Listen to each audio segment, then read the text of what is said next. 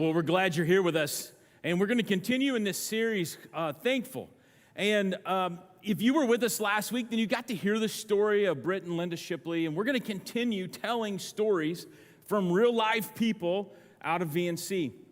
And the last few months, probably since about February or March, you and I have added some words or phrases to our vocabulary that we really didn't use a whole lot. Now, maybe some of you are like, no, we did in my industry, or we did where maybe in my old hometown or something, but more than likely, these are some words or some phrases that have now really gained more traction for us. They've picked up some momentum.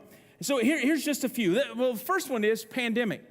I don't remember a time in my life that I've used that word more in the last 8 months than in the last 8 months, but pandemic. Listen, we're not talking about words we're not supposed to say or phrases we're not supposed to say, but social distancing. That has really caught traction, that social distancing. We use that phrase a lot. Some of the words we've used around here is pivot, that we were going in one direction and we had to change quickly and go a different direction. And you probably have done the same at your home or your business or in school. We talk about the optics. What are the optics of this? Or we talk about it's a fluid situation, that it's going to change rapidly. I'm sure you understand that. We've used the abbreviation the Rona. Has no meaning, but it does now. COVID bubble, contact tracing, indirect and direct contact tracing. And all of a sudden, everywhere you go, there is stickers on the floor and signs on the wall that talk about 6 feet apart. Now, we probably never would have thought of that before, but now it's a part of our vocabulary. It's part of our life. We use the word quarantine a little different. We talk about flattening the curve. Means something to us. And this phrase, which always kind of makes me laugh because it's when we do things that we know are going to make other people angry, we just say it's out of an abundance of caution. Out of an abundance of caution. You see that, and you know that they know that you know you're going to be mad about this decision. So we say it's out of an abundance of caution. Eric uses that all the time in the office just to make me mad. But another phrase that's caught a lot of traction, another phrase that's really kind of popped up, and many of you in this room know what I'm talking about, virtual learning. Virtual learning. How many of you are either directly or indirectly impacted by virtual learning? Will you raise your hand?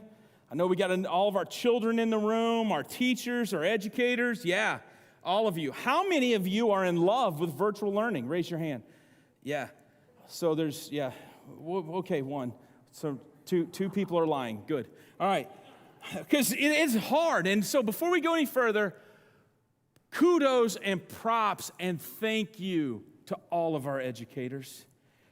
Oh my goodness. What you are doing, we talk about pivoting and shifting on the fly and changing directions. Oh my word. If it was up to some of us, we'd just say, you passed the 8th grade, good luck. We'll see you next year. But you are sticking in it and making it happen. So thank you so much for doing that. But for those that talk about this virtual learning, things changed. And if you were in school last year, then you know that at the end of that second semester, things really started changing. And if you were a senior, and that was your last year of last, that was your last semester of the last of everything, you know that your sports seasons came to a halt, that last school dance was gone away, graduations changed, the activities of summer mission trips and summer activities, they start to fade away. That last you get to have with that class, that last gathering with your seniors, the group that you've been together with for most of you probably since kindergarten, you didn't get to have that. And so you finally get excited because you're thinking at the end of the summer, then I'll get to go to college and we'll get to have all those new experiences and we'll leapfrog forward, and it's not what you thought. It is a new beginning, but it's just different now. Now, we've got the privilege, we're going to do an interview you'll see on the screen. It's with two of our own from here in VNC, Haley Garcia and Olivia White. I know Haley graduated from Valparaiso High School, and Olivia graduated from Morgan High School. Both of them are freshmen at Olivet Nazarene University. They represent the class of 2020, the group that really didn't get to finish what they started. It was different. It just felt different. It looked different. but they're also part of the class of 24. That's the group that started different. School looks a little different now. And so when we get ready to watch this video, we get to watch this time of this interaction, what I want you to really be thinking about, what I want you to maybe, if you grabbed those cards when you came in that Eric talked about, when you grab those cards, that maybe there's some things that you're thankful for, you want to write down. You weren't with us last week. If you need another card that we've got all those you need. But what I want you to really think about is, are there people, are there relationships, are there groups of people that as you go through this video, but maybe some individuals you need to be thankful for. So let's watch this together. Thank you so much for helping me out today. We're at Life Compass Church here in Kankakee, Illinois, and thank you, ladies, for coming and giving me a hand and talking to me a little bit about your life and your story. And so help me out. It's March 2020, and what starts happening in your world? Well, March 13th, it was Friday the 13th, the world shut down. So we were told that we were not going to be coming back to school for about 2 weeks after spring break. And then that just got longer. And we were told that senior year was the time to soak it all in because we're all living our last. Right. And so when this happened, it's like it was gradually being taken away from us. Our last mission trip, our last intramural summer, our last Celebrate Life. For me, my last track season, it was all taken away from us gradually to no graduation stuff. So. Yeah, so you guys thought it was just going to be a couple weeks, and then everybody was jumping back into normal, and then all of a sudden, it was just all gone. It was all gone. So you get through your senior year. I know Morgan actually had some type of graduation, yeah. Right? Okay, but Valpo did not. No. And disappointing, obviously. I mean, you worked hard to get there, right? 13 years. And it takes most 17, so you did great. Yes. All right, so you hit the summertime, and you're thinking your last fling, your last summer before you go off to college, and what was your summer like? Boring. There was not a lot to do, really, and I spent most of the summer looking forward to going to college and coming to Olivet, and that's most of my summer was building anticipation for the fall. Okay. And summer was boring, but it also having no time was not an excuse anymore. So there's definitely a lot of time where I got to chill with my family and take that mental breather and just prepare for college as that was coming up in the fall. So let me just make sure I get this straight, though. It was unbelievably boring, but you spent a lot of time with your family. Okay, all right. Yes. Good. Well, they're going to be proud right now. No, I understand what you're saying. So as you got ready to go off this fall and preparing for college, what do you think? I mean, what was going through your minds as you were getting ready for your first semester of college? I was excited especially for something new and to kind of get back into a routine because quarantine and summer kind of meshed together, and then I was looking forward to being somewhere different and being around new people and kind of becoming my own person again, and I was really looking forward to that. Okay. Yeah, college was exciting. I think there was a little bit of chaos in finding out all these limitations and rules that we were going to have to face. So what's different now than what you thought it was going to be when you were in your mind getting ready for college, but then the reality of what it is and the limits that were put on you? What do you think was happening? I think something that really looks different is dorm life and kind of what that community looks like. I don't have a roommate right now, and recently the restrictions got tighter where at first, a few weeks ago, no one was allowed in your room besides you and your roommate. I don't have a roommate. So no one was allowed inside my room. And then recently they've loosened up on the restrictions where 2 people are allowed in my room, but that was kind of weird. So that's not normal. So Right. That's definitely been something that's looked really differently. Okay. Yeah. And I was expected to have all these opportunities to create all these friendships, which I still do, but Ollie's Follies was canceled, Intramurals was canceled. All of it's been really creative in having a social distance. We have hybrid classes where one day we would be online, the other day we would be in the classroom. We would all be social distance.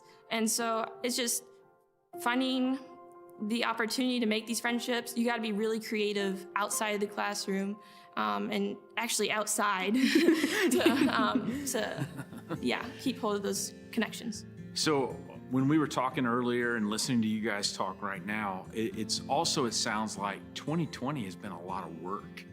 It's harder than it's not as natural as it has been. You guys are putting in a lot of effort to make it go, right?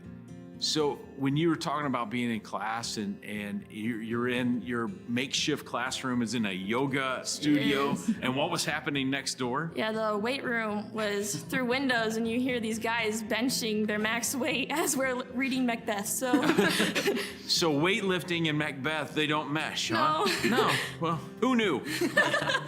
Shakespeare. So Shakespeare probably had an idea, right? So there's just been some challenges and getting through and all that. So in the midst of the chaos and in the midst of the all the challenges, you two both landed here in Life Compass Church. And tell me a little bit about what's going on here. Well, we come to Life Compass pretty much every Sunday and throughout the week too. One ministry that I'm involved in, we're both involved in, is Life Compass Youth, which is the youth group here. It's 6:30 to 8-ish during every Wednesday, and I am a high school small group girls leader, and I love being able to kind of take on the role of friend and someone who you can kind of look up to and speak into these girls' lives and watch them grow, and then they also help me grow because I learn from them and they learn from me. Right.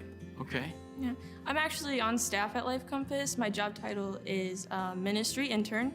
Okay. I have many different places in the church. On Sunday mornings, I'll help teach with Sunday school services, and that actually uses the Orange curriculum that we use at VNC, and that we're pretty familiar with, so it kind of prepared me for the Sunday schools. And then Wednesday, we have youth group. I'm specifically more middle school girls, small group leader, and it's really cool to build those relationships, like you said, as they're also closer to our age, but also working with the adult leaders too. And then on Thursdays, there's Life Compass Arts, and that's a program where it reaches out to kids in the Kankakee community, and they can come in, they can learn instruments, piano, violin, guitar, you name it, or they can take art lessons, and I actually teach an art lesson 3rd through 4th grade, and they're an awesome group of kids, and we have a good old time. And then on Saturday mornings, there's an art high school Bible study, and that's just a place for me to build these relationships and dig deeper into what they think their faith is with God. And then with CEC, it's a Council for Exceptional Children. That's through student education majors. And we go out in the community and serve those with disabilities. Wow. And we're specifically this year looking at Merchant Street Art Gallery, and where we work alongside with kids with autism and let them create these art pieces that they can share to the community. So. Wow. So in the midst of taking classes and all the challenges, you guys have found a way to serve and make an impact in Kankakee and the campus and all that. Absolutely amazing. So what have you two learned about yourselves in all this? I mean, everything that you've encountered, what do you think you've learned about you?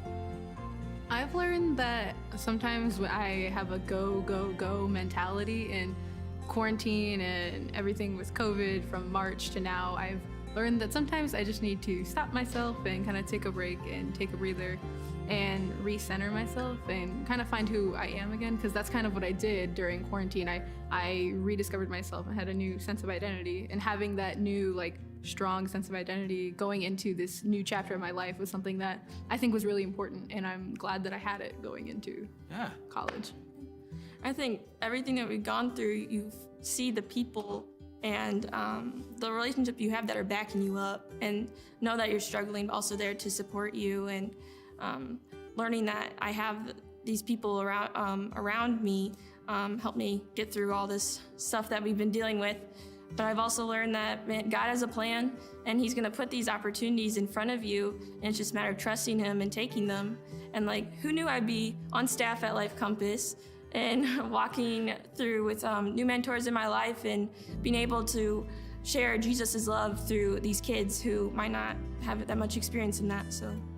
Wow. Amazing. Amazing. All right, so in the midst of all this, 2020, I think we've all found things to be thankful for. And when you look back on all the steps of the way from March 13th, what's D-Day, and you get through the rest of your senior year, and you get through the long summer, and school starts. It's not going to start the way we thought it was, and roommates are, it's just a juggling match, right? It's just everything's changing, and you find a place to serve. So if you could take all of that and say, you know what, this is what I'm really thankful for in 2020, what would it be? I think for me it'd be relationships, because while 2020 was a huge mess, everyone else kind of went through that mess at the same time. And a lot of my friends and I really, our relationships really strengthened, because if we were struggling together, and we could rely on each other and find support in each other. And just, you were able to find comfort in the fact that while everything was messy, it was messy for everyone else too. So I really, my relationships with my friends grew so immensely. Cool. I'm thankful for community. I have these people all around me who they're willing to support me, willing to let me ask questions, and they just want for both of us to succeed. And they're always going to be there for us. So it's nice to have that in the back of your mind as you're figuring out this next chapter of life. There you go. Well, I want you two to know how unbelievably proud of you your church is. They love you. They're proud of you. We're cheering for you. We're going to champion you. And I bet out of this video, you get some cookies. I bet it's possible. Hope so. All right. Thank you so much. Yeah. Maybe in a time when young people tend to get this rap of being entitled and not as hardworking, we need to kind of step back and look at what's happening. This is two of our own. And they're just two of many that are out doing unbelievable things, taking what was a very difficult, challenging year that everybody in this room probably understands fully, and they've turned it into something great. Their resiliency, the willingness to adapt and to pivot, it's been absolutely amazing. But their steadfastness to go and develop relationships, to dive into their community. Some of the things that they said resonated with me a few weeks ago when we were able to do this video. When we sat down and really talked, it really kind of made me think about we've been encouraged a number of times, and for health's sake, and I'm not knocking that, there was the right decisions, that we have been pushed to stay home or to not attend different things. And you're watching with us online, it's great, we get it. We've had to stop and postpone many activities in our everyday life. But what happens is that when we tend to not be at things, that the isolation and insulation takes place. And we just were not made to live like that. We were made to live in community. We were made to thrive in relationships with people. We were made to live in this, what we're doing right now. We were made to do this. And so that encouraged me when I listened to these young folks say that it was what they were thankful for most in 2020, and all of the chaos was their relationships, their community, their friends, their family, the way that people came in and was a part of their life. We've talked about this many times, that when the herd of zebra go to the water in the desert, and the lion doesn't attack the herd because he can't pick out how big this animal is. But it's when the zebra goes by itself, that's when the zebra gets attacked, because it can identify it. You get picked off when you live alone. Now, we're not saying to abandon the social distancing and the keeping away, but you and I have to find ways to stay connected, ways to stay in community with people. The verse, and these three little verses in 1 Thessalonians 5 says, rejoice always. Pray continually, and give thanks in all circumstances, for this is God's will for you in Christ Jesus.